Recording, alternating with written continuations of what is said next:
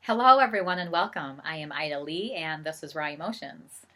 I guess I just want to go over our weekend real quick, just give you a snippet of a crazy weekend that it was. It was just one of those for the record books. Yeah, so Friday she gets home off the bus, and you could already tell she was agitated. So right away I give her, point 0.3 of her rescue medicine. I've had to increase it a little bit from point 0.2. That's been her standard dosage. Um, it depends on how irritated she is. So, Friday night she got point 0.3. And I was, trying to help get her calmed down because our new respite worker, the second day, was coming. So I was not wanting it to be that difficult. um, but yeah, so anyways, so I get her calmed down, and the respite worker is able to play with her a little bit, and enjoy a little bit of time with her, read to her. And then, she had laid her back in bed and they were getting ready for bed, and Bella's diaper needed to be changed. And I said, okay, well, and I showed her where the diapers, where all the supplies were. And she just kind of looked at me and didn't do anything. And I said, do you need help changing the diaper? And she said, yeah. And I said, okay, and so I was going to change your diaper. Well, sure enough, it was a poopy diaper, and it was a loose one. And I said, well, okay, not a big deal, who wants to change that. So I had no problem doing it. She pooped again. And I'm just trying to show her, how to change a diaper, how to wipe and whatnot, and the care. Come to find out she's 19 years old. I knew she was young. Not that young. And she's never changed diapers before. Ever. My first thought is, why can't I sit in on these interviews, before they get to my house to be interviewed? There are certain criteria that should be met, anyways, so yeah, so we get her situated, Bella falls asleep, relatively early, and fortunately, I had a girlfriend that brought over dinner, and oh my gosh, that was a huge lifesaver, and you'll know why soon. So we went ahead and sent the respite worker home. She had a good night. We'll see you tomorrow night. We had made her schedule for next week, and gosh, I want to say, what was it, like maybe 9:30? Bella just full on starts screaming. And it was all night long. I wish I could say I was exaggerating, or when you hear that, you think to yourself, well, she's got to stop for a couple hours, or, there's got to be some downtime somewhere. No. No, it was bloody murder screaming. And for whatever reason, we could not give her enough medicine to get on top of the pain. And it had to be a pain issue, because we had that storm coming in, and, the moon phases. Hello, I mean, she's just a year from, having the pins and screws removed from her hip. So not only was her bone cut in half, that she needs to heal from, but she has to heal from the bones and screws that were in the bone.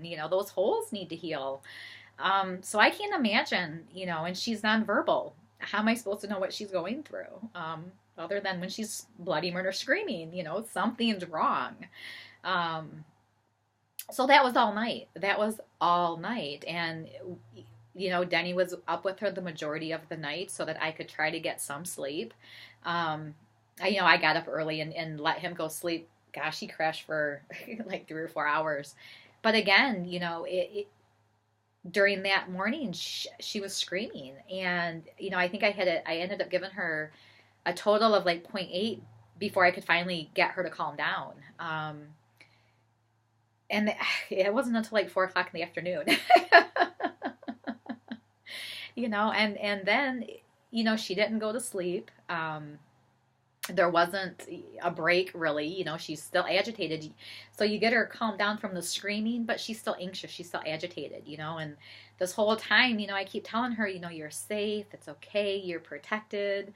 I don't know what goes through her mind, so all I can try to do is make it a safe environment, a calming environment, and so anyways, we're dealing with this Saturday morning.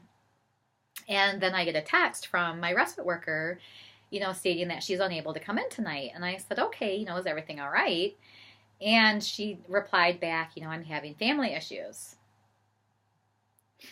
As soon as I get the text, I'm having family issues, that usually means I'm quitting. Yeah. So, of which I had completely forgotten she was supposed to be coming in Saturday night.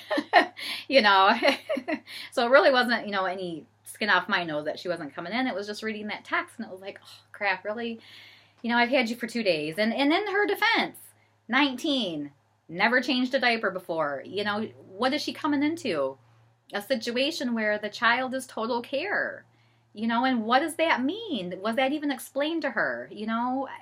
It floors me. And there's different levels of total care. I have a child who does not sit independently. She doesn't sit by herself. She has to be in a piece of equipment to sit. She has to be moved everywhere.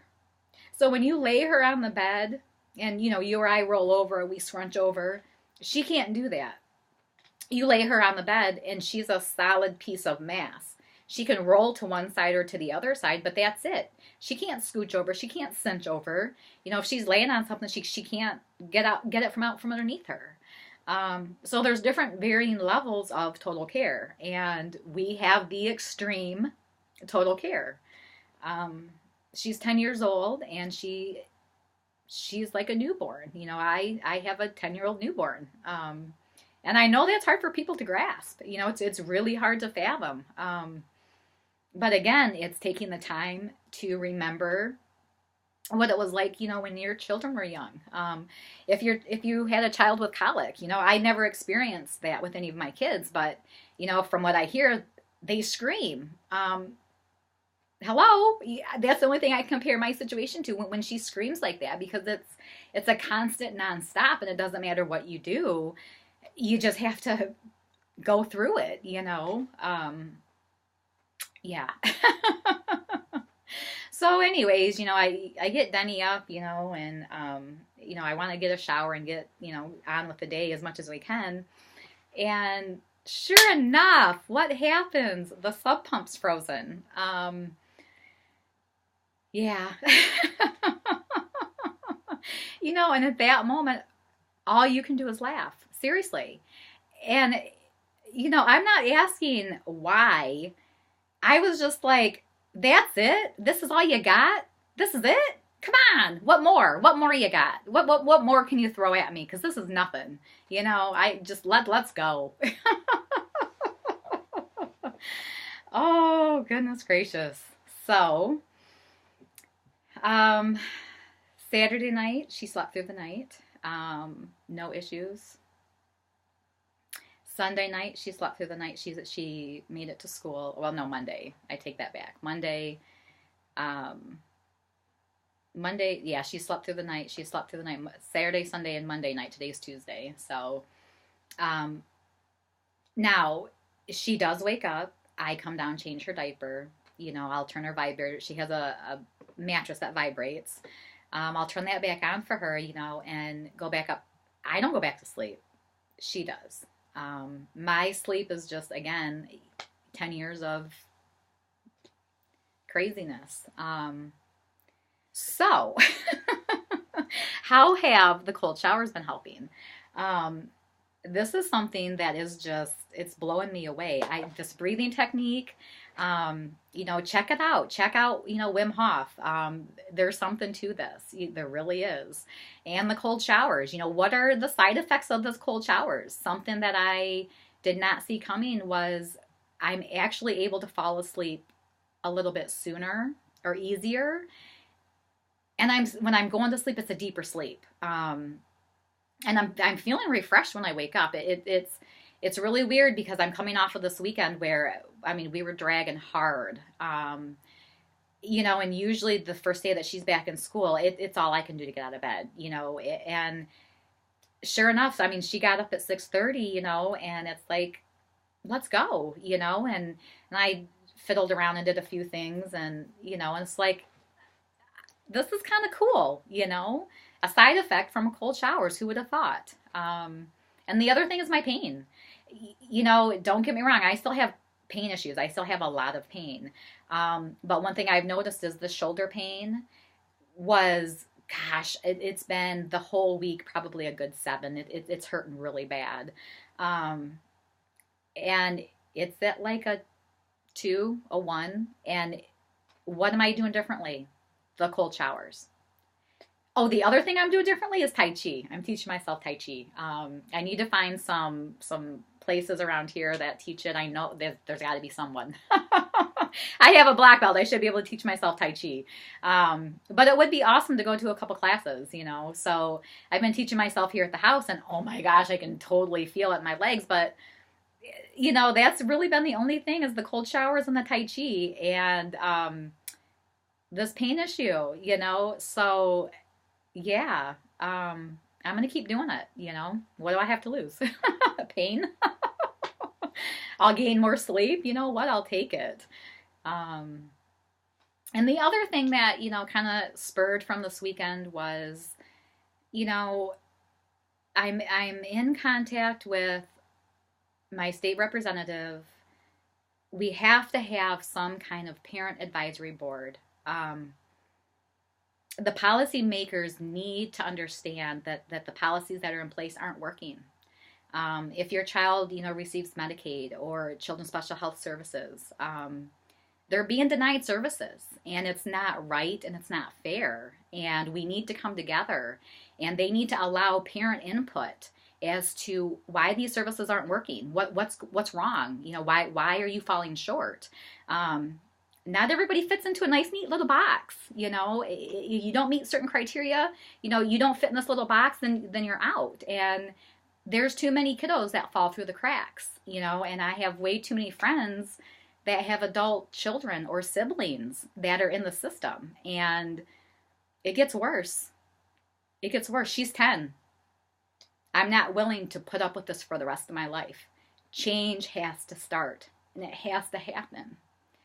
And parents, we have to be the change. The lawmakers are going to have to stand up and listen to us. So that's my next fight. I'm looking to put together a special needs parent advisory board at a state level, because we have voices and they need to be heard. Yeah, so I'm excited. I'm looking forward to that. I really am. Moving and shaking, you want change, you got to be the change. And it's one that's, it's my life. And like I said, there's certain things that I will not stand for. Nor should I, nor should anyone. We're a community that is not going away. And people need to understand and have compassion and empathy for what we go through on a daily basis. Most of you get to punch out and go home. Most of you get to brush us under the rug and look the other way. But again, those of us that have voices are going to fight, and we're going to be heard. So yeah. Okay, so anyways, with that being said, I'm done blabbering. I have a house that's got to get cleaned, bathrooms that need to be taken care of. But I hope you all have a good day, keep sharing your love, keep fighting for what's right. Don't ever stop. It's too easy to walk away. It's hard to stay and fight. And when you have that passion and that drive, you're willing to stand up and fight, and I encourage you, find your voice, stand up for what you believe in. It doesn't matter what it is, big or small. It can be something as small as, your boy wanted to go to ballet class. Who cares? Who cares? It's ballet class. You know what? Let him go have fun. It can be something small as to standing up for someone's rights, as it can be to standing up for policies that are being denied kiddos, you know, because they don't meet certain criteria. It doesn't matter what you're fighting for, you know. We're all in this together. We all have to suffer, you know. So instead of suffering, let's all succeed. Let's all help each other succeed. Yeah, you know, and that's my perfect world, really. You know, it's helping each other, and it's starting to come together. It's starting to come together. Okay, anyway, so I'm getting bored. Blah, blah, blah, blah, blah. I hope you all have a great day. Keep sharing your love. Keep shining, you know. Keep being you. Take care.